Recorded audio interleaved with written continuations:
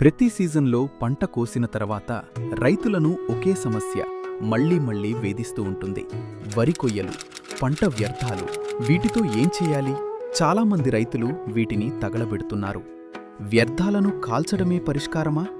రైతులారా, కొద్ది రోజుల క్రితం పెద్దపల్లిలో ఒక రైతు పంట వ్యర్థాలను తగలబెట్టడంతో ఆ మంటలు ఏకంగా 2000 ఎకరాలకు పాకాయి. బోర్ మోటార్లు, ట్రాక్టర్లు, కోళ్ల ఫామ్తో పాటు దాదాపు 20 లక్షల విలువైన ధాన్యం కాలిబూడిదయింది. ఇలా కాల్చడం వల్ల పొగతో కాలుష్యం పెరిగి carbon dioxide, methane, nitrous oxide విడుదలవుతాయి. దీనివల్ల భూమిలో మేలు చేసే సూక్ష్మజీవులు, వానపాములు నశించి భూసారం తగ్గుతుంది. నేల గట్టిపడి నీటి నిల్వ తగ్గి పంట దిగుబడి పడిపోతుంది. క్రమేపీ నేల చౌడు భూమిగా మారుతుంది. భవిష్యత్తులో భూసారం దెబ్బతింటుంది. దీనికి ఒక చక్కటి పరిష్కారముంది. బయోఫ్యాక్టర్. బయాలజికల్ వారి నుండి ఒక సహజమైన, శాస్త్రీయమైన టెక్నాలజీ మీ ముందుకు వచ్చింది. పరిచయం చేస్తున్నాం. Biological D.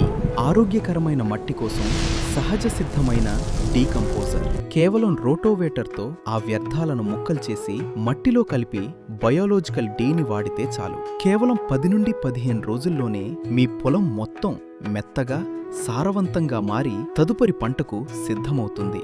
బయాలజికల్ డి అనేది శక్తివంతమైన మేలు చేసే బ్యాక్టీరియాల ద్రవరూప మిశ్రమం.